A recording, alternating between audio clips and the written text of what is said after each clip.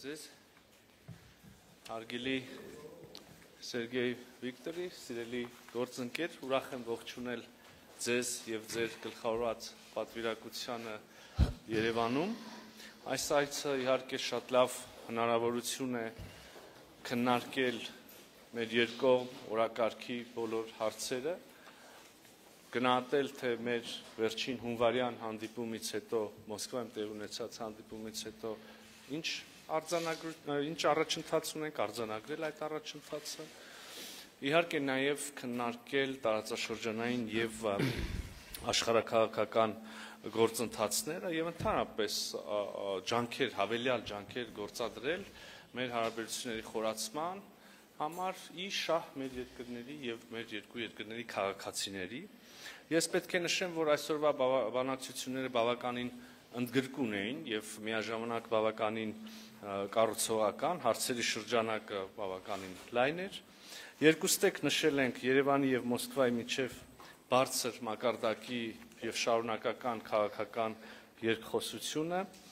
հիմնված համապատասխանաբար երկու երկրներից յուրաքանչյուրի շահերի և առաջնահերթությունների վրա։ Այս համատեքստում նշել ենք, որ ընթացիկ տարին իհարկե հագեցած էր և կշարունակի հագեցած լինել փոխայցելություններով։ Հայաստանի Հանրապետության վարչապետը այցելեց Մոսկվա մայիսի 9-ին, այժմ պատիվ ունենք հյուրընկալել արտգործնախարարի պատվիրակությանը, սպասում ենք Դաշնային խորհրդի նախագահ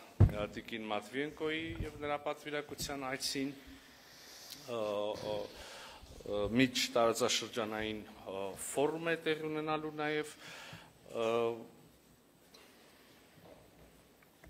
Հնարավորություն ենք ունեցել անդրադառնալ մեր երկու գերատեսչությունների միջև համագործակցության առնչվող հարցերին, հատկանշական է, որ քիչ առաջ ստորագրեցինք երկու արտաքին գործերի նախարարությունների միջև քաղաքական խորհրդակցությունների նոր պլանը առաջի երկու տարիների համար, ինչպես ցանկացած երկկողմ հարաբերություններում, մեր հարաբերություններում ևս տեսանելի են և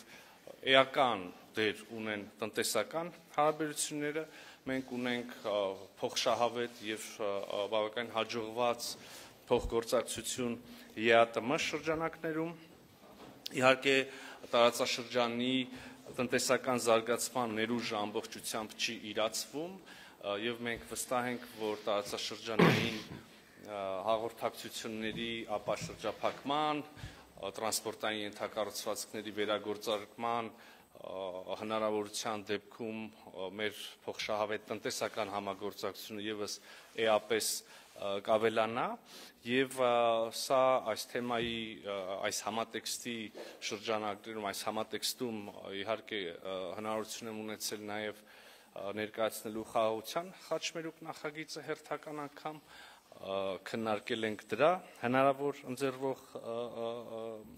հնարավորությունները։ Իհարկե այս այցը անմիջական շփումները լավ հնարավորություն է տալիս նաև քննարկելու զգայուն հարցերը, որոնք հուզում են մեր հասարակություններին և այս տեսանկյունից կարևոր է օրինակ միգրացիոն ոլորտում նկատելի փոփոխությունները, դրանց քննարկումը, պետք է կարծում եմ ջանքեր գործադրենք, որ այդ փոփոխությունը բացասական անդրադարձ չունենա մեր քաղաքացիների գործունեության, մեր բարեկամական կապերի վրա։ Անդրադարձ ենք կատարել նաև մեդիա ոլորտին առնչվող հարցերի, մասնավորապես առաջացող խնդիրների պարբերական և ժամանակին հասցեագրման, փոխըմբռնման ապահովման ուղղությամբ լրացուցիչ ջանքեր գործադրելու և թերևս ես կավելացնեի այդ ջանքերի միջոցով անհարկի միակողմանի գնահատականներից, միջամտություններից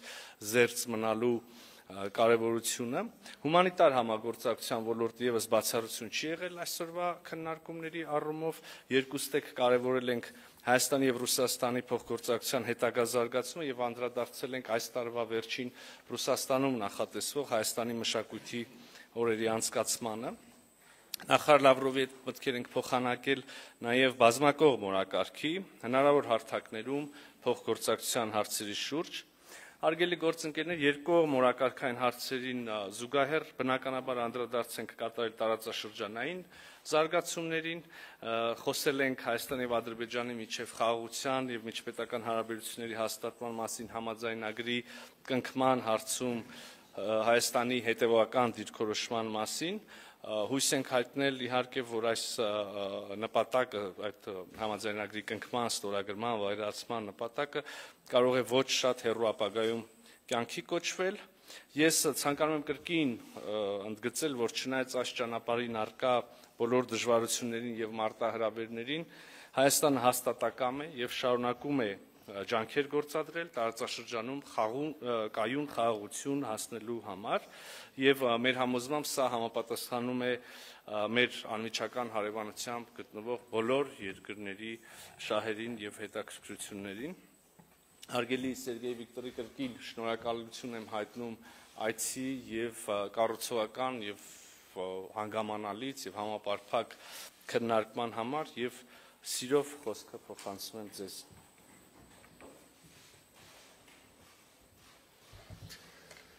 Спасибо большое, уважаемый. Հարգելի Արարատսանվելի, հարգելի գործընկերներ, նախև առաջ ցանկանում եմ կրկին հայ բարեկամներին շնորհակալություն հայտնել ջերմ ընդունելության հյուրընկալության համար։ Մեր բանակցությունները տեղի են ունենում նախագահ Պուտինի եւ վարչապետ Փաշինյանի պայմանավորվածություններին համահունչ, որոնք նախորդ պաշտոնը եղան, նրանք պայմանավորվեցին այդ ժամանակ վերականգնել բոլոր ուղղություններով կոնտակտների ռիթմը եւ արտգործնախարարությունները մեր առաջնորդների հայտարարների հունվարյան հանդիպման եւ այս այցի ընթացքում տեղի են ունենել խորհրդակցություններ մեր տեղակալների մակարդակում, որոնք նախատեսված են լրացուցիչ շփումներ մեր քաղաքական գերատեսչությունների միջև եւ այսօր մենք դրա մասին ստորագրեցինք խորհրդակցությունների պլանը։ Կրկին մեր հայ բարեկամներին եւ անձամբ վարչապետ Նիկոլ Վովայի Փաշինյանին ուզում եմ շնորհակալություն հայտնել բարձրագույն մակարդակով Մոսկվայում հաղթանակներով ակտիվ կազմակերպված միջոցառումներին մասնակցելու համար եւ այն բանի համար, որ Հայաստանում ինչպես եւ Ռուսաստանի Դաշնությունում հարգում եւ պահպանում են մեծ հաղթանակի հիշատակը։ Այստեղ անմա գնդի երթ տեղի ունեցավ տասնյակ այլ միջոցառումներ եղան, որոնք ներառեցին թեմատիկ համերգներ նվիրված հաղթանակի տարեդարձին։ Մենք այսօր այցը սկսեցինք Մայր Հայաստանում շրջանում ծաղկեպսակ դնելով անմար կրակի մոտ եւ այս հանգամանքը կրկին վերահաստատում է մեր հավատարմությունը ազատության, անկախության եւ խաղաղության արժեքներին, մեր հերոսական նախնիների ջանքերի շնորհիվ դա հնարավոր եղավ։ Մենք բարձրագույն մակարդակով ձեռք բերված պայմանավորվածություններին անդրադարձանք, ներառյալ այնպիսի ուղղություններ, ինչպիսիք են առաջին հերթին առևտրատնտեսական համագործակցությունը, անվտանգության հարցերով համագործակցությունը եւ փոխադարձ դիվանագիտական երկուստեք դիվանագիտական ներկայացուցչության ընդայնում, այդ թվում կապանում գլխավոր հիպատոսության բացում այդ ուղղությամբ աշխատանքը տարվում է։ Մենք շահագրգռված ենք նաեւ քաղաքների միջև, համայնքների միջև եւ Ռուսաստանի շրջանների եւ Հայաստանի մարզերի միջև եղբայրական կապերի խորացմամբ, ինչպես Արարատ Սամվելին ասաց, մենք պատրաստում ենք տարածաշրջանային ժողով, որը լրացուցիչ կամրապնդի այն նյութական հիմքը, որն ընկած է մեր գործընկերային ռազմավարական գործընկերության հարաբերությունների վրա։ Այս ուղղությամբ ջանքերի շնորհիվ մենք ռեկորդային ցուցանիշներ ենք արձանագրել առևտրաշրջանառության, անցյալ տարի այն հասել է տպավորիչ արդյունքների, առևտրաշրջանառության ծավալը 1.6 միլիարդ դոլարի է հասել, դա այսօր Հայաստանի արտաքին առևտրաշրջանառության 1/3-ից ավելին է եւ Ռուսաստանը մնում է առևտրաներդրումային առաջին գործընկերը Հայաստանի Հանրապետության համար։ Ընդգծեցինք հատկապես, որ երկկողմ առևտրի 96%-ն իրականացվում է ազգային արժույթներով, ռուբլիով եւ դրամով։ Ռուսական տնտեսական օպերատորները ավանդաբար հանդես են գալիս որպես կարևոր հարկատուներ եւ գործատուներ Հայաստանում, իրականացնում են սոցիալապես նշանակալից ծրագրեր։ Մենք ողջունեցինք армянских властей Հայաստանի իշխանությունների ջանքերը законных интересов ուղղված российских деловых кругов ռուսական գործարարշրջանակների օրինական շահերի պաշտպանությանը, նրանց ովքեր ներդրումներ են անում Հայաստանում, համոզված ենք, որ դա կնպաստի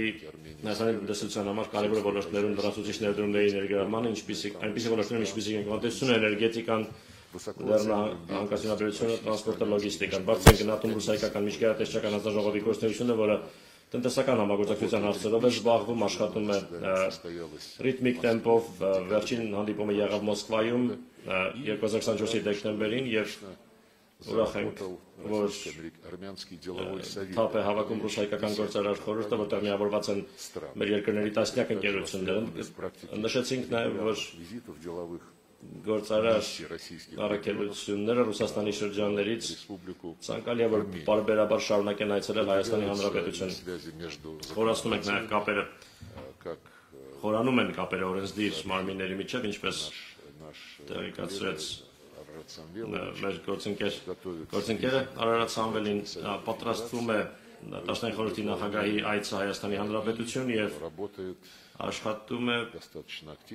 բավական ակտիվ գործում է երկկողմ միջխորհրդարանական հանձնաժողովը, համագործակցության հանձնաժողովը։ Մենք կարծիքներ փոխանակեցինք ընդհանուր մեր ինտեգրացիոն միավորումների ուղղությամբ համագործակցության մասին, առաջին հերթին եվրասիական տնտեսական միության շրջանակում մեր գնահատականները համընկնում են Եվրազեսում մասնակցությունը լրացուցիչ գրավական է տնտեսության կայուն զարգացման համար, բարեկեցության մակարդակի բարձրացման համար, մեր քաղաքացիների համար։ Մենք նաև խոսեցինք անվտանգության ոլորտում համագործակցության մասին, մենք դաշնակիցներ ենք, այս տարիլրանում է Հայաստանում ռուսական ռազմական բազայի ստեղծման 30-ամյակը, այն կարևոր բաղադրիչ է երկրի անվտանգության շահերի երաշխավորման համար։ Մենք կողմ ենք սերտ շփումներին, մեր զինվորականների միջև սերտ շփումներին, իրավապահ մարմինների միջև սերտ շփումներին, անվտանգության ծառայությունների միջև։ Այդ ամենը պետք է հիմնվի այն հարուստ փորձի վրա, որը կուտակվել է նախկին տարիներին եւ շահագրգռված ենք նաեւ Հայաստանի ակտիվ մասնակցությամբ Հավաքական անվտանգության պայմանագրի կազմակերպությանը։ Մենք խոսեցինք նաեւ այն մասին, որ աջակցվի զանգվածային լրատվամիջոցներում Ռուսաստանի եւ Հայաստանի իրադարձությունների օբյեկտիվ լուսաբանմանը միջազգային տարածաշրջանային հարցերով ներկայացվեն մեր երկրների դիրքորոշումները։ Մենք ստորագրեցինք խորհրդակցությունների փաստաթուղթը, որում նախատեսված է հատուկ քննարկում արտգործնախարարությունների այն կառույցների գծով, որոնք պատասխանատու են տեղեկատվական աշխատանքի համար։ Երբ քննարկեցինք միջազգային ու տարածաշրջանային խնդիրները, առանձնակի ուշադրություն դարձրեցինք մեր ընդհանուր տարածաշրջանում, Հարավային Կովկասի տարածաշրջանում խնդիրներին, մենք համոզված ենք, որ այստեղ ծագող հարցերը պետք է լուծվեն առաջին հերթին այստեղ գտնվող երկրների եւ մերձակա հարևանների կողմից, որովհետեւ առումով դեմ չենք նրան, որ արտատարածաշրջանային պետությունները ինչը եւ նախատեսված է գործող համաշխարհային պրակտիկայում իրենց հարաբերությունները զարգացնեն այստեղ տեղակայված այստեղ գտնվող երկրների հետ, այն նկատմամբ, որ նման համագործակցությունը ուղղված չլինի ընդդեմ կամ ուղղված չլինի տարածաշրջանում լարվածության ստեղծմանը կամ այստեղ գտնվող երկրների շահերի արհամարմանը աշխարհքաղաքական խաղերի համար, որը որևէ լավ բանի չի հանգեցրել։ Ուստի մեր դիրքորոշումը հետևյալն է, բաց ենք համագործակցելու բոլոր նրանց հետ, ովքեր պատրաստ են դա անել ազնվորեն, առանց որևէ թաքցված օրակարգերի։ Մեր այս մոտեցմանը համահունչ մենք հաստատեցինք, որ Ռուսաստանը պատրաստակամ է ապագայում եւս աջակցել Երևանին եւ Բաքվին հասնելու լիարժեք խաղաղության, համաձայնության, կնքելով խաղաղության պայմանագիր եւ համակողմանիորեն ապա շրջափակելով տնտեսական ու տրանսպորտային ենթակառուցվածքները եւ սահմանագծելով սահմանազատելով պետական սահմանը этих процессов, այդ գործընթացների հիմքում прочной основой этих այս процессов գործընթացների является կուր комплекс հիմքը трехсторонних договоренностей, Երակոմ պայմանավորվածությունների համալիրն է, ամենաբարձր մակարդակով Ռուսաստանը, Հայաստանը, ադրբեջանական պայմանավորվածություններն են, որոնք ձեռք են բերվել 2020 եւ 2022 թվականներին։ дополнительно Լրացուցիչ մենք немалый տեսնում потенциал ենք ոչ փոքր ներուժ կա формата платформы զարգացնելու տարածաշրջանային համագործակցության 3.3 ձևաչափով հարթակարարային Կովկասի 3 երկրներ եւ իրենց մերձակա անմիջական հարևաններ Ռուսաստան, Իրան եւ Թուրքիա արդեն տեղի են ունեցել երկու նախարարական հանդիպումներ Թեհրանում եւ Ստամբուլում։ Հիմա մենք քննարկում ենք երրորդ նախարարական ժողովի անցկացումը Թեհրանի եւ Ստամբուլի արդյունքներով մենք հնարավորություն ունենք որոշակի լավատեսություն ունենալու այս հաստակի ապագայի արդիվ այն բոլոր նախադրյալներն ունի դառնալու կարևոր բաղադրիչ, կարևոր հենք ամրապնդելու համար երկարաժամկետ խաղաղությունը եւ անվտանգությունը տարածաշրջանում ի նպաստ փոխշահավետ տարածաշրջանական համագործակցության, տրանսպորտի ոլորտում համագործակցության եւ իհարկե Հարավային Կովկասի եւ մերձակա հարևանների մշակութային խորը ավանդույթների վրա կառուցված համագործակցությունը։ Մենք խոսեցինք այն մասին, թե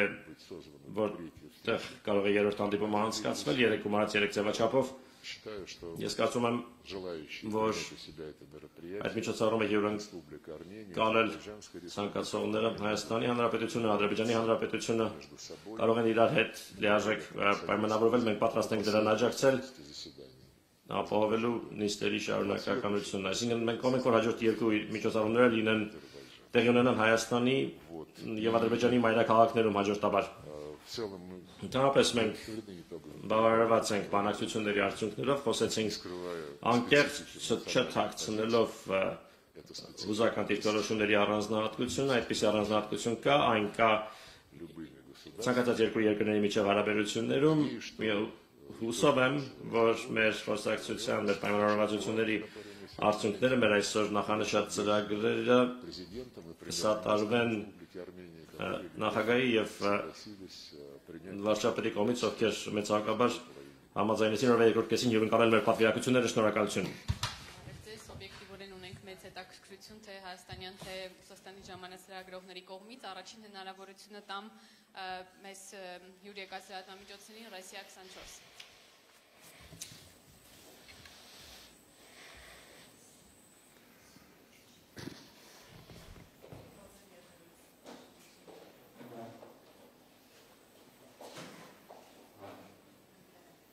Здравствуйте. У меня первый вопрос. Региональном саммите, на региональной տարածաշրջանային սեմինարի ընթացքում Արևելյան Եվրոպայում ԵՄՏ սպաների հետ հանդիպման ժամանակ դուք ասացիք, որ անվտանգության գոյություն ունեցող ճարտարապետությունը արդյունավետ չէ։ Արդյոք մենք պիտի Երևանից այդ հայտարարության ֆորում կամ վերաձևակերպում ԱՊՀ երկրների Ռուսաստանի հետ համագործակցության եւ հնարավոր է արդյոք որ Երևանը փնտրելու է նոր ռազմավարական գործընկերներ, օրինակ Եվրոպայում։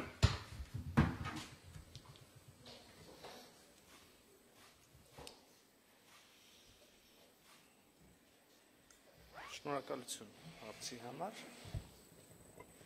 Դուք մեջ բերեցիք իմ երեկվա խոսքերը, կարծում եմ ճիշտ կլիներ նաև փոխանցել ամբողջական համատեքստը։ Ես իհարկե խոսում էի նախ եւ առաջ ընդհանրապես աշխարհում տարիներ շարունակ, տասնամյակներ շարունակ գոյություն ունեցած անվտանգային ճարտարապետության մասին եւ այն մասին, որ վերջին տարիներում առհասարակ մի շարք տարածաշրջաններում այդ ճարտարապետությունը այդքան արդյունավետ չի աշխատում, բայց իհարկե նաև խոսում էի մեր մասին, չեմ ուզում ժխտել, մենք ինքներս մեր ոչ լավ փորձից տեսանք, որ այդ ճարտարապետությունը չի աշխատում, մենք ինքներս հարկադրված եղանք փորձել վերակազմավորել, վերաքննել կամ չգիտեմ, կատարելագործել այդ անվտանգության համակարգը եւ այդ գործընթացը շարունակական է Մասնավորապես անդրադառնալով հարցին այն մասին, թե մենք արդյոք պատրաստվում ենք վերաֆորմատավորել մեր դաշնակցային հարաբերությունները Ռուսաստանի Դաշնության հետ, ուզում եմ շատ ուղիղ պատասխանել, ոչ, մեր պարտավորությունները եւ իրավունքները եւ մեր մտադրությունները միմյանց նկատմամբ հստակ գրված են թղթի վրա, ստորագրված են, ավելացված են եւ դրանք որևէ մեկը չի լուծարել, միևնույն ժամանակ հայտնի են հայաստանյան կողմի մտահոգությունները այն մասին, որ նախատեսված միջոցառումները, մեխանիզմները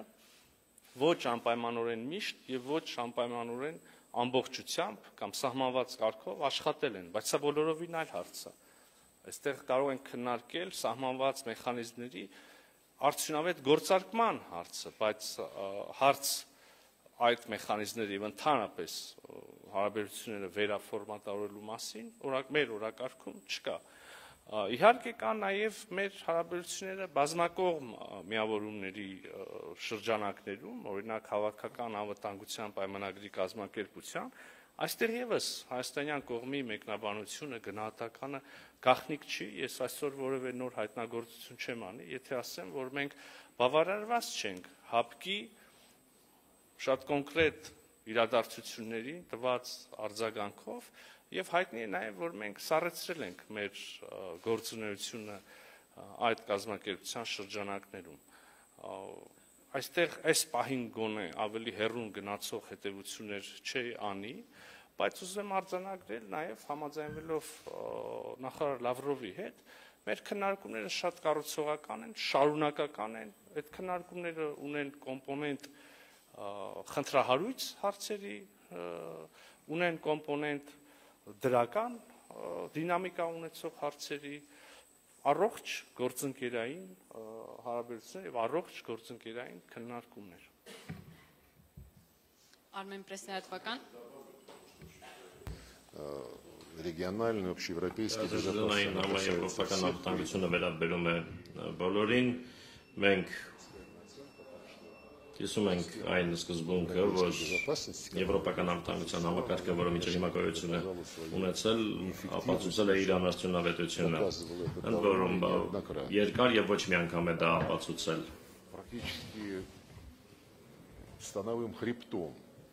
Գործնականում անվտանգության ոլորտում առկա կառույցների կենտրոնում եղել են Եվրոատլանտյան կազմակերպությունները։ Եվրոպայում անվտանգության համագործակցության կազմակերպությունը որպես ոլորտային կառույց, իսկ որպես կառույց, որը որոշեց չնայած ԵՀԿ-ի ստեղծմանը պահպանել, ամեն ինչ անել, որպեսզի պահպանի իր գերիշխող դիրքերը, չփոխանցելով Համապատասխան սկզբունքների սահմանման եւ կիրառման սկզբունքները ԵՀԿ-ին, այլ պահելով իրան, ապա դա հյուսիսատլանտյան դաշինքն է։ Վերջերս նաեւ Եվրոպական միությունը նույնպես պետք է լինում դիտարկել որպես Եվրոատլանտյան կառուցվածքի մաս, քանի որ ՆԱՏՕ-ի հետ ստորագրել է համաձայնագիր, ՆԱՏՕ-ին է պատվիրակել իր լիազորությունների մի զգալի մասը անվտանգության ոլորտում, դրան զուգահեռ զբաղվում է իր եվրամիությանական ռազմականացմամբ, միլիտարիզացիայով, այդ անվտանգության կառույցների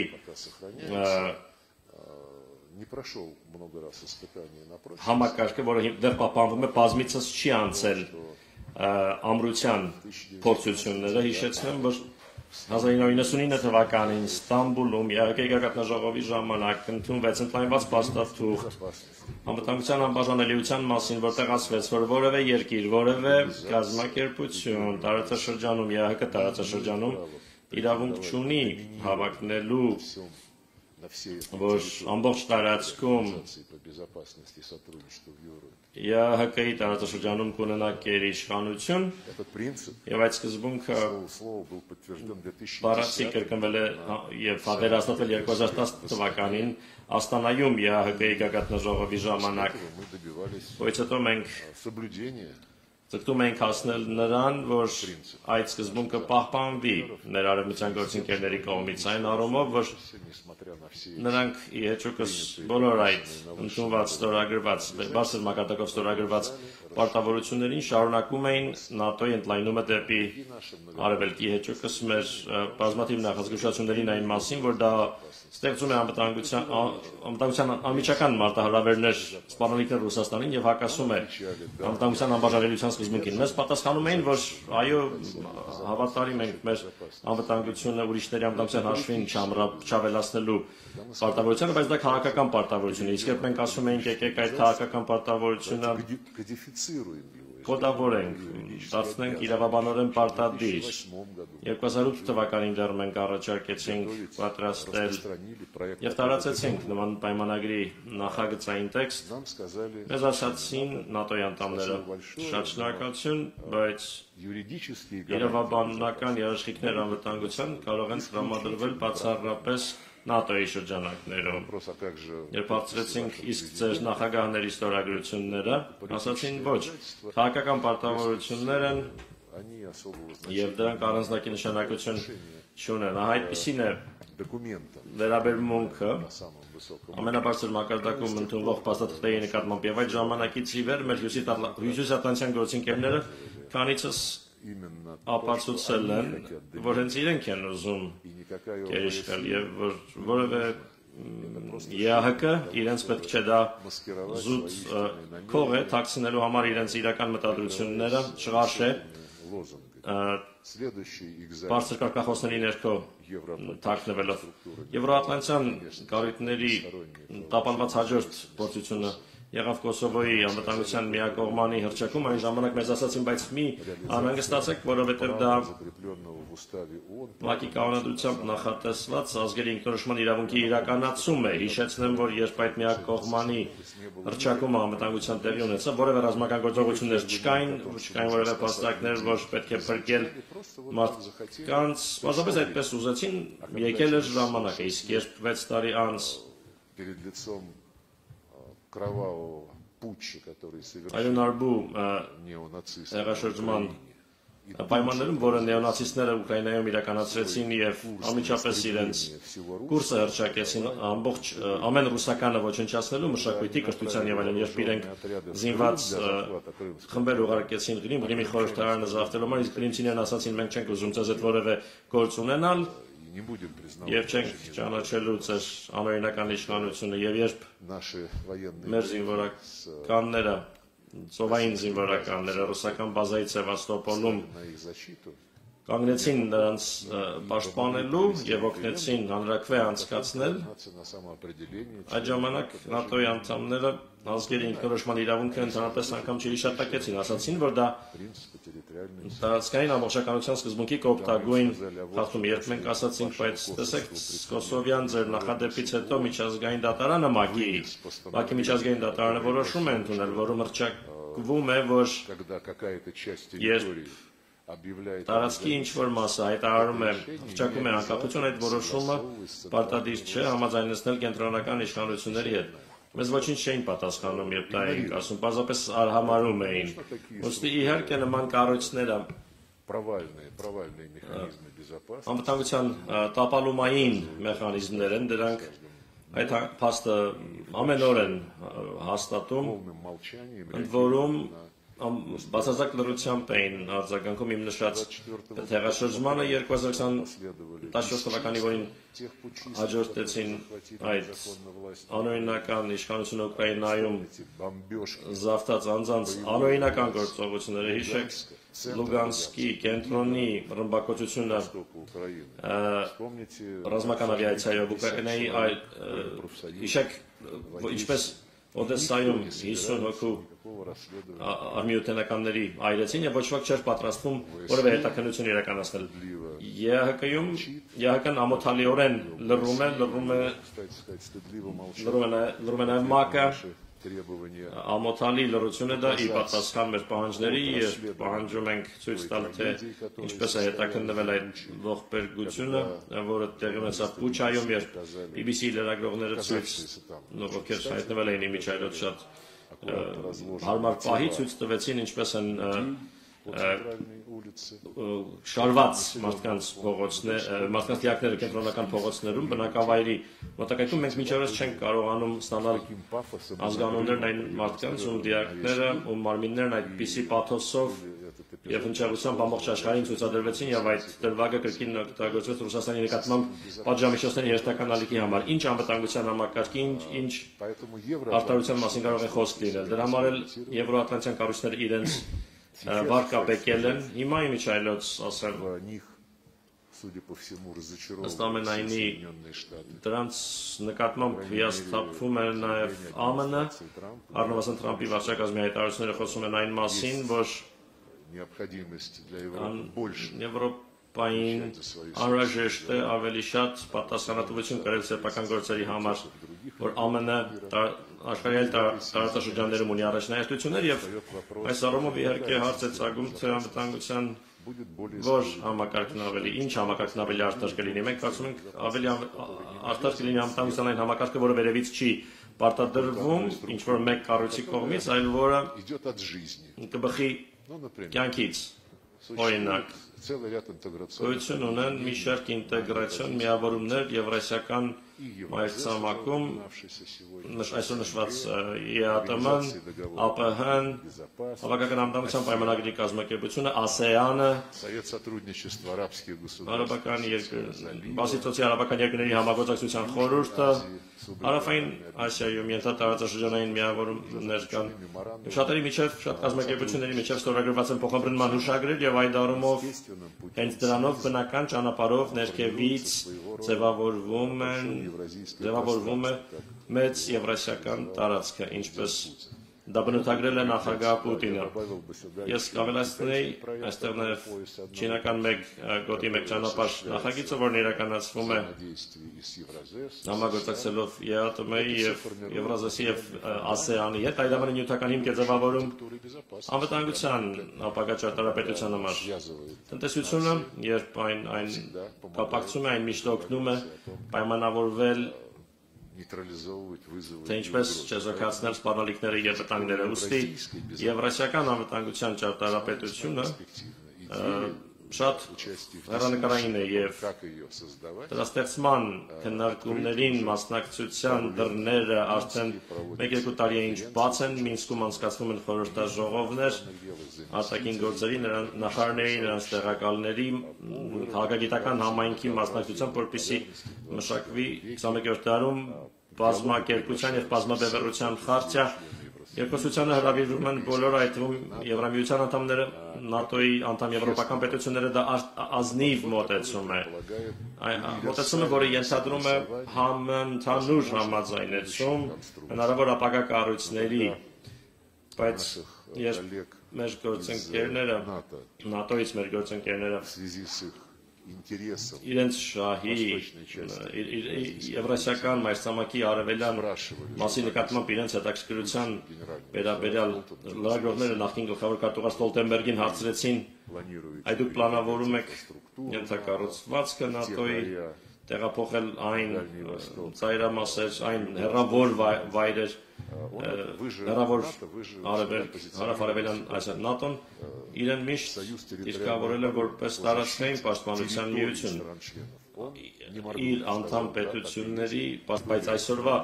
պարագայում ՆԱՏՕ-ի պետությունների համար տարածքային սպառնալիքը բխում է հարավչինական ծովից Թայվանյան Սովացոցից եւ այլն այլ կերպ ասած անվտանգության համակարգն ընդլայնելու համամայրցամաքային դարձնելու ցանկություն ՆԱՏՕ-ն ունի բայց նա ուզում է դա անել բացառապես իր վերահսկողության ներքո ինչպես ասացի այնտեղ տեղափոխելով զինվորական ենթակառուցվածք մինի երյակ քարյակներ ստեղծելով դա հայեցակարգի պարտադրանք է որում հայեցակարգի որը անթաքույց հակաչինական բնույթ ունի եւ ունի Ռուսաստանի Դաշնությանը զսպելու բնույթ։ Մեր մոտեցումն այլ է, եկեք բոլորով հավաքվենք, ոչ մեկին ոչինչ Պարտադրելով պայմանավորվենք Եվրամիությունը դեռևս այդպիսի ռազմական հնարավորություններ չունի, թեպետ ակտիվորեն զարգացնում է դրանք ռազմականացվելով, լսեցին Գերմանիայի հայտարարությունն այն մասին, որ անհրաժեշտ է կրկին հիմնական միլիտարիստական գերտերությունը դառնալ Եվրոպայում, բայց Եվրամիությունը նույնպես ակտիվ է եւ փորձում է ընդլայնել իր մեխանիզմները նաև հարավային Կովկասում, կենտրոնական Ասիայի տարածաշրջանում, մեկ անգամ էլ ասեմ, որ ոչ ոք չի կարող ոչ մեկին արգելել զարգացնել հարաբերությունները աշխարհի որևէ երկրի հետ, բայց դա չպետք է լինի զրոյական վերջնարդյունքով խաղ, չի կարելի գալ եւ ասել եկեք մենք ձեզ կառաջարկենք ձեզ հետաքրքրող նախագծերը, բայց դուք դրա դիմաց դադարեք շփվել մեկ ուրիշի հետ։ Դա մեր սկզբունքը չէ։ Դա սկզբունք է, որը հին ժամանակներից, վաղեմի ժամանակներից բնութագրվել է որպես բաժանիր եւ տիրիր։ Բարձր որ ժողովրդավարական եւ ազատ որևէ բան այդ սկզբունքը իր մեջ չի ներառում։ Ներեք երկար էքսկուրսի համար։ Ըստ տեսնում եք, ձեր հարցը շատ տարողունակ էր եւ շատ կարեւոր եւ միայն այստեղ ներկա երկու արտգործնախարարները ներկայացրեցին իրենց տեսակետները Հայաստանի Հանրապետության արտգործնախարարը ներկայացրեց իր ըմբռնումը, ընկալումը, Ռուսաստանի Դաշնության արտգործնախարարը ներկայացրեց իր ընկալումը, կան բազմաթիվ երկրներ եւ ուժային կենտրոններ, որոնք ունեն իրենց ընկալումը հարցի եւ իրենց մեկնաբանությունները, ինչը կարծում եմ փաստում է, որ միտքը, որ ես երեք ասել եմ եւ դուք այսօր մեջ բերեցիք, միանգամայն ճշգրիտ է ձևակերպված։ Շնորհակալ եմ։ Armenpress հարցը ուղղված է Ռուսաստանի արտաքին գործերի նախարարին։ 2022 թվականին Ադրբեջանը հարձակում գործեց Հայաստանի ինքնիշխան տարածքի նկատմամբ, թիրախավորվեց Ջերմուկ քաղաքը։ Այս պայմաններում Ռուսաստանը ինչու չարձագանքեց եւ չկատարեց իր պայմանագրային պարտավորությունները եւ գործնականում համարժեք արձագանք չեղավ։ Շնորհակալություն։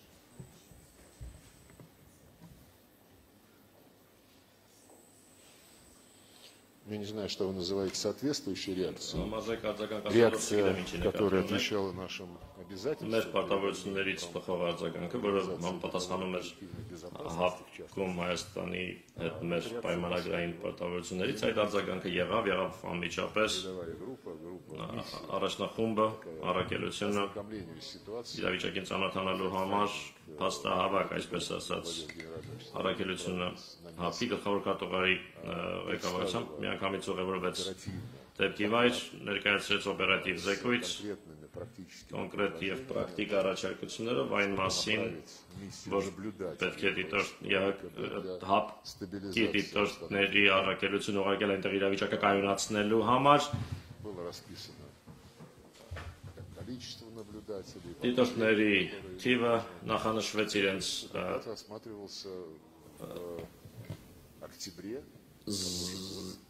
զինատեսակների կազմը, այդ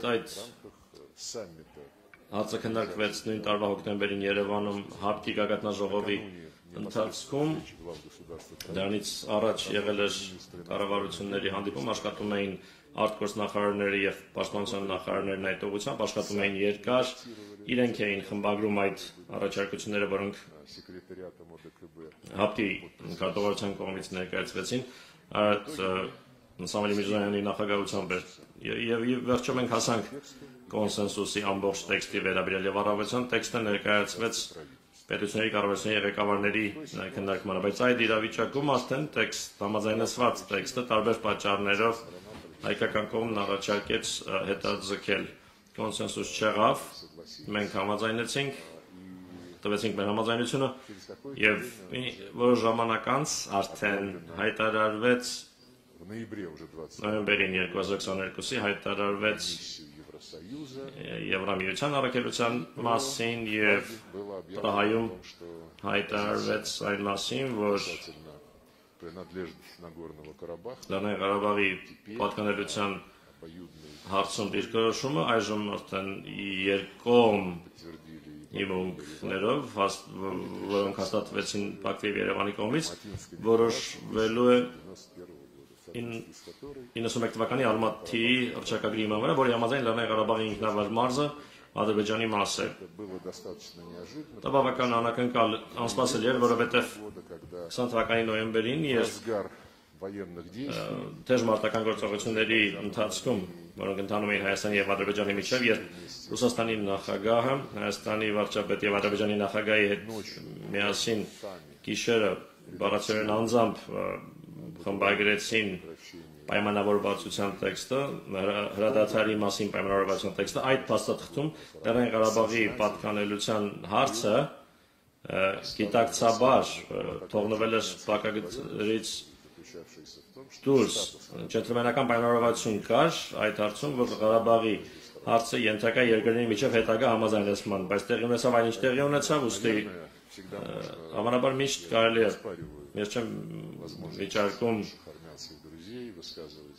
մեր հայ բարեկամների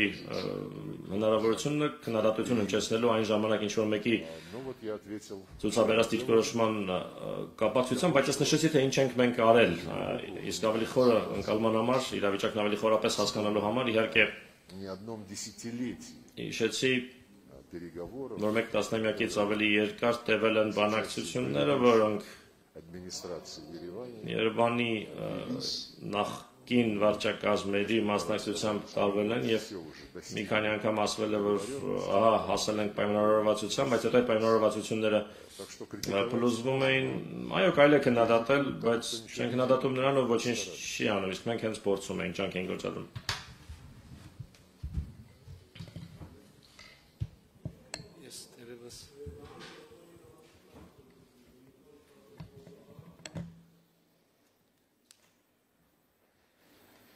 Ես թերևս չեմ կարող անմասն մնալ այս չափազանց կարևոր խոսակցությունից, իդեպ այս հարցը եւ այս թեման շատ սերտորեն կապված է եւ ես կասեի մաս է նախորդ հարցի։ Սա հենց այն դեպքերից է, երբ մենք երկու երկրներս ունենալով բազմաթիվ հարցերում փոխըմբռնում եւ միասնական ընկալում եւ մեկնաբանություն, միաժամանակ ունենք նաեւ հարցեր, որտեղ տարբեր են իրադարձությունների մեկնաբանությունները եւ սա հենց այդպիսի հարց է եւ հենց ջերմուկի ուղղությամբ հարձակումը հենց այդպիսի հարց է եւ անկյունակարային է եղել այդ իրադարձությունը նաեւ հետագա զարգացումների եւ դիրքորոշումների համար այդ թվում եւ ՀԱՊԿ անդամակցության սառեցման համատեքստում հետեւաբար ես էլ կուզեի կրկին առիթից օգտվել եւ ներկայացնել Հայաստանի ընկալումների եւ Հայաստանի դիրքորոշումը ես շատ լավ հիշում եմ իրադարձությունները, ես ինքս անձամբ մաս եմ եղել այդ իրադարձությունների։ Մենք հիշում ենք, երբ օգոստոսին 2022 թվականի ռուսական կողմը միջնորդական առաջարկություն ներկայացրեց Հայաստանին եւ Ադրբեջանին, հերթական անգամ վստահաբար բարի մտադրություններից ելնելով հայաստանյան կողմը իր համաձայնությունը հայտնեց այդ առաջարկություններին, ադրբեջանական կողմը չտվեց դրական դիրքորոշում, սա օգոստոս ամիսն էր, օգոստոսի արդեն վերջ, երբ մենք հասկացանք, որ չկա միասնական դիրքորոշում դրական, եւ ապա սեպտեմբերին արդեն առաջի կեսին մենք տեսանք ադրբեջանական զինված ուժերի հարձակումը ջերմուկի ուղղությամբ եւ Հայաստանի Հանրապետության տարածքային ամբողջականության խախտում, Հայաստանի Հանրապետության միջազգայինորեն ճանաչված սահմանների խախտումը, իհարկե մենք այս մասին տեղյակ պահեցինք մեր դաշնակիցներին եւ Ռուսաստանի Դաշնությանը, ուղիղ որպես երկկողմ դաշնակից եւ նաեւ ՀԱՊԿ-ի շրջանակներում մեր ռազմական դաշնակիցներին գործողություններ, որոնք դրանք հետևեցին, ինչպես արդեն առիթ ունեցել եմ ասելու, գոհացուցիչ չէին Հայաստանի Հանրապետության համար եւ արդեն հաջորդ ամիս հոկտեմբերին տեղի ունեցավ քառակողմ հանդիպում Պրահայում, որտեղ կողմերը վերահաստատեցին դեռևս 91 թվականի դեկտեմբերից գործող ընդհանուր ընկալումը, ստորագրված ընկալումը այն մասին, որ Հայաստանը եւ Ադրբեջանը ճանաչում են իրենց տարածքային ամբողջականությունը Ալմա-Աթայի հռչակագրի հիման վրա։ Ես ուզում եմ կրկին հիշեցնել, Ալմա-Աթայի հռչակագրին միանալով երկրները, մասնավորապես Հայաստանը եւ Ադրբեջանը, ճանաչել են, որ ճանաչում են միմյանց սահմանները եւ տարածքային ամբողջականությունը խորհրդային միության փլուզման պահին գործող սահմանների շրջանակներում։ Ինչ վերաբերում է այս հարցում Լեռնային Ղարաբաղի խնդրին, ապա Հայաստանի Հանրապետության դիրքորոշումը տարիներ շարունակ եղել է չկիսված որևէ միջազգային գործընկերոջ կողմից, այդ թվում նաև հարկ եմ համարում այս պահին հիշեցնել, որ Ռուսաստանի Դաշնությունը բարձրագույն մակարդակով ընդգծել է Լեռնային Ղարաբաղի պատկանելությունը Ադրբեջանին, Հայաստանի Հանրապետությունը չի վիճարկում այս մոտեցումը, Հայաստանի Հանրապետությունը կրկին ուզում եմ առիթից օգտվել եւ ասել, որ ճանաչում է Ադրբեջանի տարածքային ամբողջականությունը Ալմաթայի հռչակագրի հիման վրա եւ բնականաբար ակնկալում է եւ ստացել է հավաստիացում Ադրբեջանի կողմից Հայաստանի Հանրապետության տարածքային ամբողջականության ճանաչման վերաբերյալ կրկին Ալմաթայի հռչակագրի հիման վրա։ Շնորհակալ եմ։ Փորձենք եւս երկու հարց Factor TV, Նարեկ եւ հաջորդիվ Գազետա Կոմսոմոլսկայա Պրավդա, խնդրում եմ պատրաստ լինել։ Շնորհակալություն Factor TV Նարեկ Կիրակոսյան, ես հարց ունեմ երկու նախարարներին էլ։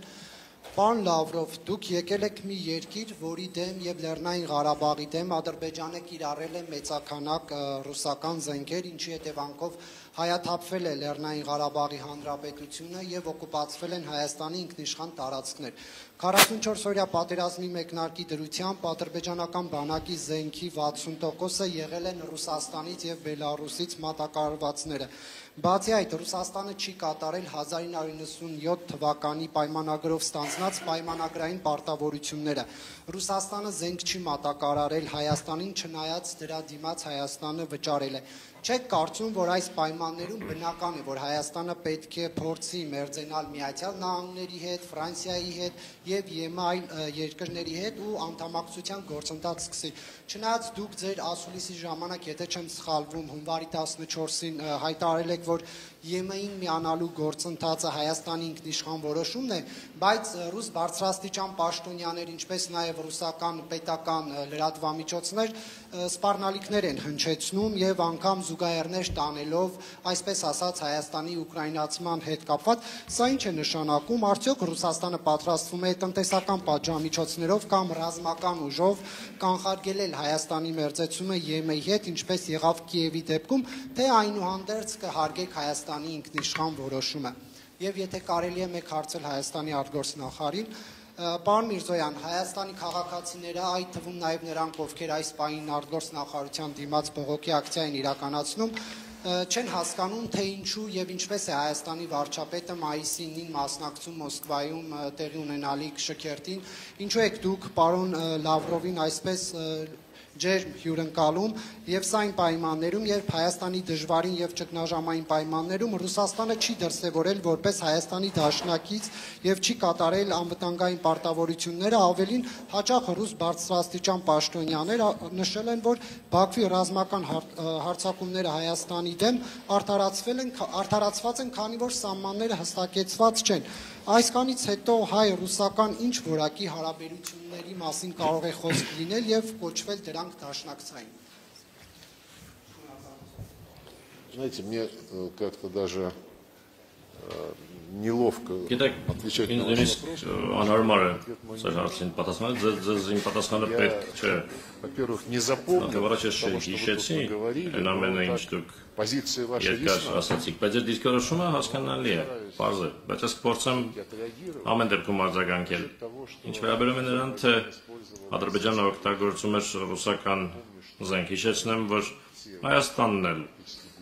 Եթե բոլոր տարիներին անկախություն ձեռք բերելուց հետո օգտագործում էր ռուսական զենք, այդ թվում նաև ժամանակին վերցնելու համար այն 7 շրջանները, որոնց նկատմամբ պաշտոնական հավակնություն երբեք չի ունեցել։ Իմիջ այլոց Հայաստանի առաջին ղեկավարներից ոչ մեկը երբեք չէր առաջարկում Լեռնային Ղարաբաղը ճանաչել որպես անկախ միավոր, բայց օգտագործվում էր ռուսաստանյան զենք վերցնելու համար անվիճարկելի 7 չվիճարկվող 7 ադրբեջանական շրջանները եւ այնտեղ ամրաշինական եւ ռազմական գծեր ստեղծելու համար, շինարարության համար եւ դրանք ցույց են տալիս, որ այդ տարածքները շատ երկար ժամանակ պահելու համար էր հաշվարկնարված։ Որոշ վերլուծաբաններ ասում էին, որ այդ ամրաշինական աշխատանքների բնույթը վկայում էր այն մասին, որ ընդհանրապես չէին պլանավորում դրանք հետ փոխանցել Ադրբեջանին, ուստի այո, Աֆրիկայում էլ է, Մոզամբիկում էլ է օգտագործվում ռուսական զենք, Կալաշնիկովի ավտոմատ, շատ երկրներում կա մեր զենքը եւ դա չի նշանակում, թե այդ զենքը ամենուր օգտագործվում է այն նպատակներով, որոնք օրինակ համահունչ կլինեին բոլորին ձեռնտու սկզբունքներին։ Ձեր նշանակած դրվագները վճարում մատակարարումների հետ կապված եւ չկայացած մատակարարումների հետ կապված մենք այդ դրվագն այսօր քննարկել ենք, մենք կարգավորել ենք այդ հարցը, այդ վճարումները հաշվանցվել են այլ նպատակների, այստեղ հակասություն չկա, նոր մատակարարումների առումով մենք այո հիմա ունենք իրավիճակ, որում մենք ստիպված ենք ինչպես պատմության մեջ բազմիցս կռվել ամբողջ Եվրոպայի դեմ, որը հերթական անգամ նացիստական կարգախոսների ներքո Զելենսկու ռեժիմն առաջ մղելով կռվում է մեր դեմ։ Գործնականում բոլոր եվրոպական երկրները եւ զենք, ինչպես հասկանում եք այս իրավիճակում, որը հասնում է Ուկրաինա շատ է, ժամանակակից զենք է եւ այդ զենքը մեր պատասխանն է պահանջում եւ մեր հայ բարեկամները համոզված են մեզ հասկանում են, որ նման իրավիճակներում մենք չենք կարող մեր բոլոր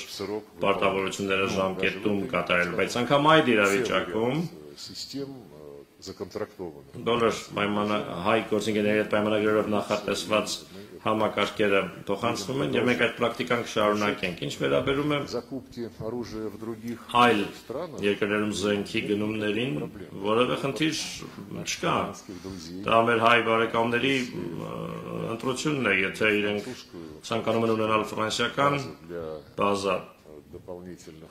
լրացուցիչ մատակարարումների համար, խնդրեմ, եթե որևէ այլ երկրի, խնդրեմ, մենք որևէ բան չենք պարտադրել, բայց իհարկե, երբ դաշնակիցը հիմնվում է Ֆրանսիայի նման երկրից ռազմական մատակարարումների վրա, որը գլխավորում է, այդ երկրը գլխավորում է թշնամական ճամբարը եւ անձամբ նախագահ Մակրոնը եւ իր բոլոր նախարարները պարզապես ատելություն են շնչում Ռուսաստանի նկատմամբ եւ համարում են, որ այն միակ խնդիրն է Ուկրաինայի Ուկրաինայի հակամարտության չլուծման համար, բայց իրենք լուծում ասելով հասկանում են հրադադար առանց որևէ պայմանների առնվազն մեկ ամսով կամ ավելի երկար ժամկետով, որովհետեւ մենք կարողանանք հանգիստ միջավայրում լրազինել Ուկրաինային, որ Ուկրաինան կարողանա իր պաշտպանական դիրքերը ուժեղացնել։ Նրանց որում այդ կոչերը առանց պայմանների հրադադարի մասին հնչեցնում են մի քանի տարի լրիվ այլ դիրքորոշում ունենալուց հետո, որը ձևակերպում էին Եվրոպական միությունը եւ ՆԱՏՕ-ի անդամները, իսկ իրենք ասում էին երկար տարիներ ոչ մի բանակցություն չի լինի, քանի դեռ Ուկրաինան չստանա Ռուսաստանից ավելի ուժեղ դիրքեր եւ ընդհանրապես չեն լինի բանակցություններ, ասում են, քանի դեռ Ռուսաստանը ռազմավարական պարտություն չի կրի։ Հետո 180 աստիճանով շուր եկան եւ հիմա արդեն ոչ թե ռազմավարական պարտություն, այլ հրադադար, որպեսզի Ուկրաինան լրազինվի։ Քաղաքական իմաստով իհարկե Ֆրանսիան հանդես է գալիս որպես թշնամական պետություն, ուստի մեր դաշնակիցները իրենք պետք է որոշեն, թե որտեղ է ավելի լավ զենք գնել։ Նույնիսկ այն ամենով հանդես ինչ ես ասացի։ Իսկ ինչ վերաբերում է, մի բան ասացիք հունվարի 24-ի մասին, ընտրության իրավունք, ասում եք, մենք ճանաչում ենք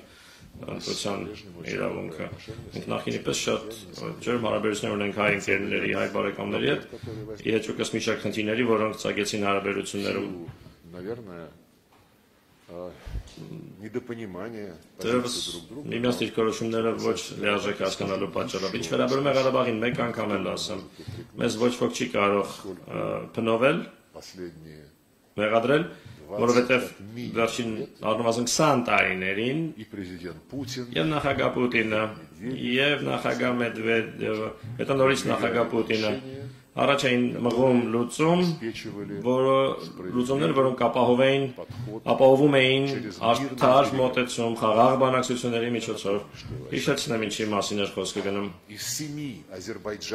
Ադրբեջանական 7 շրջաններից տալ 5-ը, վերադարձրել 5 շրջանները, որպես առաջին քայլը եւ միջանկյալ փուլ որպես պահպանեք Քելբաջարի եւ Լաչինի շրջանները, դրանք ահռելի տարածքներ են, որոնք Հայաստանը միացնում են Ղարաբաղի հետ։ Պահպանեք դրանք այն կարգավիճակում, որում կան հիմա, հետաձգելով Ղարաբաղի կարգավիճակի հարցի վերջնական լուծումը երկար տարիներով, իսկ փաստացի խոսքը գնում էր այն մասին, որ դա հետաձգվի եւ թողնվի ապագա սերունդներին։ Դա երևի ինչ-որ բանով ավելի լավն է, քան այն ինչ հիմա ստացվեց։ Ինչու, որովհետև այդ կոմպրոմիսային առաջարկները, որոնք տարիներ շարունակ առաջ էին մղվում ռուսական ղեկավարության կողմից, մերժվեցին։ Սակայն այո, ընտրության իրավունքը իրացվեց։ Այս պարագայում հրաժարում այն բանաձևից, որը ես հենց նոր հիշեցի։ Ձեր այն արտահայտությունը իբրև Հայաստանն ուկրաինացնելու մեր մոտեցումը, որ ասացիք ինչ-որ նման մի բան, որ հետո Հայաստանի հետ անել նույնը, ինչ արել եք Ուկրաինայի հետ, ըստեղ նույնիսկ մեկնաբանելու բան չկա։ Նշանակում է դուք կողմ եք եւ սատարում եք նացիստական ռեժիմին, արմիությունների տանը մարդկանց այրելուն, ովքեր զինվորական խմբավորումներ ուղարկեցին Ղրիմի խորհրդարանի վրա հարձակվելու միայն նրա համար, որ Ղրիմի խորհրդարանը եւ Ղրիմը հրաժարվել էին սատարել հակասահմանադրական պետական հեղաշրջմանը։ Ես չեմ հիշում, որ Հայաստանի ղեկավարությունը մեկնաբաներ 14 թվականի փետրվարի Ուկրաինայում տեղի ունեցած պետական հեղաշրջումը։ Չեմ հիշում, որ արևմտյան երկրներից որևէ մեկը մեկնաբաներ բացասաբար խոսեր այդ իրադարձության մասին։ Ուրեմն այն ժամանակ արդեն Հայաստանը 2014 թվականին իրացնում էր դիրքորոշում ընտրելու իր իրավունքը։ Իսկ ինչ վերաբերում է եվրոպական գործընկերներին, ովքեր պետական հեղաշրջման նախաշեմին որպես երաշխավոր հանդես եկան այն ժամանակվա նախագահի եւ ընդդիմության միջեւ։ Մենք հարցրեցինք, բայց դուք երաշխավորում եք, որ կարգավորում է տեղի ունեցել, ինչու ոչ չեք անի այդ պուտչիստներին, որ կարգ պահպանեն, իրենք ամոթխած հայացքը կախեցին եւ ասացին, երբեմն ժողովրդավարությունը անսպասելի թեքում է ստանում, անսպասելի ընթացք է ստանում, նույնը ԱՄՆ-ը գնաց, մի կողմ կաշվեց, թեպետ դրանից առաջ նախագահ Օբաման նախորդ օրը զանգում էր նախագահ Պուտինին եւ խնդրում էր չառարկել կարգավորման համաձայնագրի ստորագրմանը, որը պիտի լիներ Եվրամիության երաշխավորության ներքո, խոսելով ԱՄՆ-ի մասին 2014 թվականին փետրվարից քիչ անց պետական հեղաշրջման փորձ եղավ Կամբերում։ Դուք հետաքրքրասեր անձնավորություն եք, նայեք ինտերնետում այնտեղ կա հայտարարություն, ԱՄՆ-ի պետական դեպարտամենտի հայտարարությունը Գամբիայում հեղաշրջման փորձի մասին, որտեղ ասված է, որ ԱՄՆ-ը երբևէ չեն սատարի իշխանության փոխանցումը ոչ սահմանադրական ճանապարհով, այ իրենց հարցրեք, գալիս լինում են չէ ամերիկացի գործընկերները այստեղ մամուլասուլիսների գալիս են, իրենց հարցրեք ինչու Գամբիայում չի կարելի, իսկ Ուկրաինայում կարելի է։ Իրենց հավանաբար կասեն ինչ-որ բան, ինչ-որ սուբյեկտիվ հանգամանքների մասին, բայց իրականում Գամբիայում կառավարություններ, որին ամերիկացիները սատարում էին, իսկ Ուկրաինայում նախագահ էր, ում իրենք ուզում էին իշխանազրկել եւ իրենց մարդկանց այնտեղ դնել։ Դա համար ես չեմ տեսնում պատճառներ, որևէ պատճառներ Հայաստանի ուկրաինացման համար, Հայաստանը մեր դաշնակիցն է, մեր ընկերն է, Հայաստանը չի Հայաստանը ռուսաց լեզուն, ռուսական մշակույթը անօրինական չի հռչակում, օրինական իրավունքներից չի զրկում էթնիկ ռուսներին եւ նրանց, ովքեր պարզապես ուզում են ռուսերեն խոսել։ Հայաստանում ընդունված չեն օրենքներ, որոնք արգելում են այդ ամենը, ի տարբերություն Ուկրաինայի։ Այդ օրենքների ցանկը нашим друзьям передали. Մենք փոխանցեցինք մեր ընկերներին, որովհետև որևէ երկրում չկա որևէ լեզվի արգելք, խոսքը ոչ պետական լեզվի մասին է, որևէ երկրի, որևէ լեզվի, եթե այդ լեզվով խոսողները քո երկրի բնակիչներն են, մենք բացեցինք, որ Հայաստանում արգելված չէ ադրբեջաներենը, իմիջայլոց Ադրբեջանում, այդ թվում այժմ նաև Ղարաբաղում, ժամանակությամբ Ադրբեջանի արգելված չէ հայոց լեզուն, իսկ այ Ուկրաինայում ռուսերենը արգելված է, Իսրայելում արաբերենը արգելված չէ, արաբական երկրներում եբրայերենը արգելված չէ։ Ուկրաինան այդ առումով ունիկալ պետություն է, երբ մենք լսում ենք Եվրահանձնաժողովի ընդայնման անձնակատարի հայտարարությունները, տեկին կարծես կոս ասում է, իբրև ամբողջ Ուկրաինան կատարել է բոլոր նախնական պայմանները եւ կարելի է սկսել անդամակցության բանակցությունները, եւ այն բանի ֆոնի, որ Ուրսուլա ֆոն դեր Լայենը, Կայա Կալասը եւ մյուսները հայտարարում են, թե պետք է օգնել Ուկրաինային, քանի մինչեւ որ հաղթի, որովհետեւ Ուկրաինան պաշտպանում է եվրոպական արժեքները, դա նշանակում է, որ Եվրոպան իր արժեքներն է համարում նացիզմը, языка, на котором говорит большинство граждан. Այն լեզվի ոչնչացումը, որով խոսում են տվյալ պետության Ուկրաինայի քաղաքացիների մեծամասնությունը, Հայաստանի ինչ ուկրաինացման մասին կարող է խոսքը գնալ, Հայաստանը քաղաքակիրթ երկիր է։ Դուք հրապարակեք ձեր հարցը ամեն դեպքում, իմ պատասխանները պարտադիր չէ։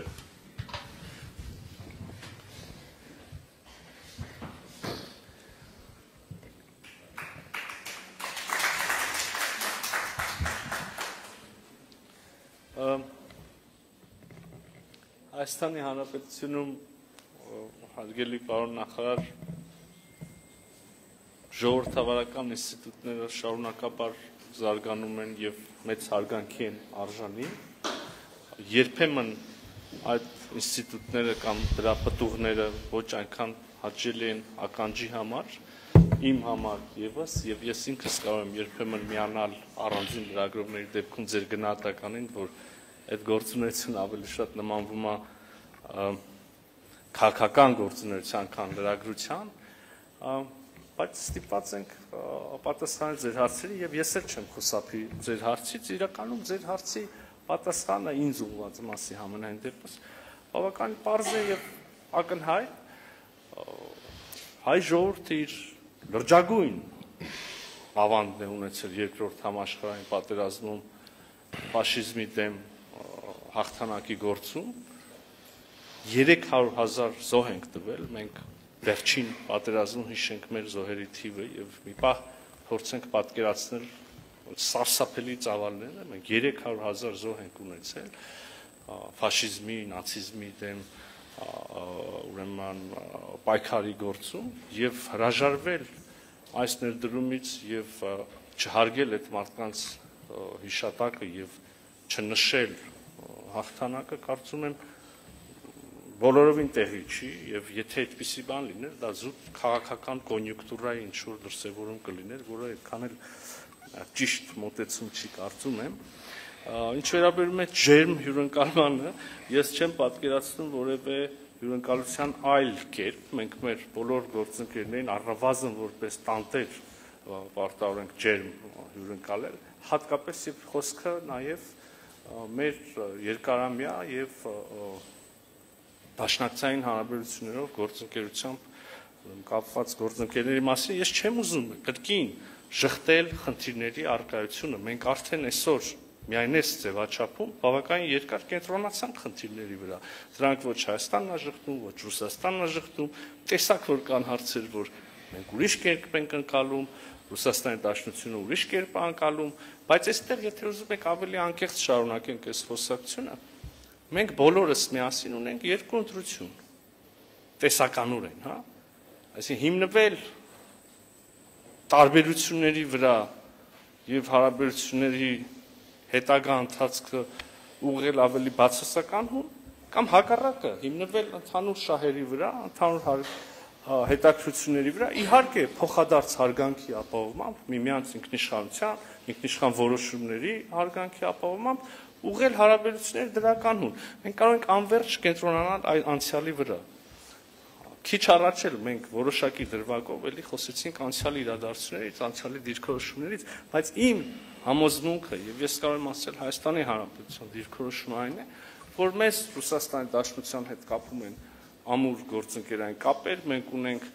աճող տնտեսական հարաբերություններ, մենք ունենք ամուր մշակութային կապեր եւ պետք է կարողանանք զարգացնել մեր հարաբերությունները հիմնվելով այս դրական ուրեմն ընկալումների, ընդհանուր դրական ընկալումների, դրական ձեռքբերումների վրա, այսքանը թերևս։ Մենք ժամանակ ունենք էլի, բայց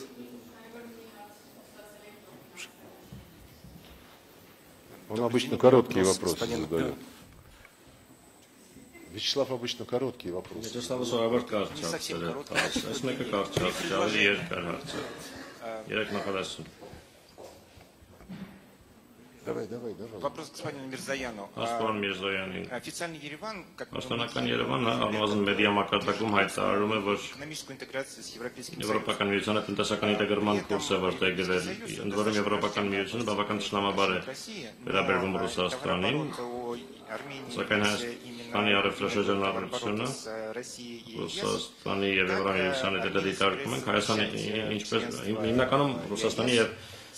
Եվրամիության հետ, ինչպես Հայաստանը պատրաստվում Եվրամիության անդամակցելը համադրել Եվրասիական տնտեսական միությանը անդամակցելու հետ։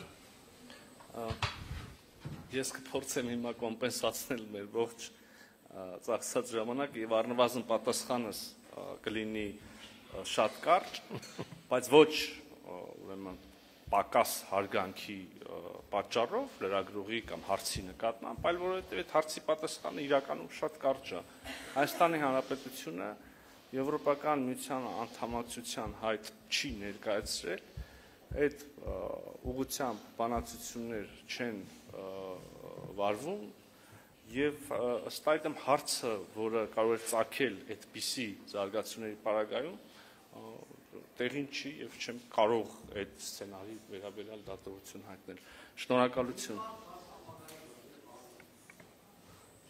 Спасибо. Պարիտետը կխախտենք այդպես, հետո պիտի ռուսական կողմից էլ հարց լսենք եւ մենք արդեն արգին բան բացենք թողել։ Շնորհակալություն։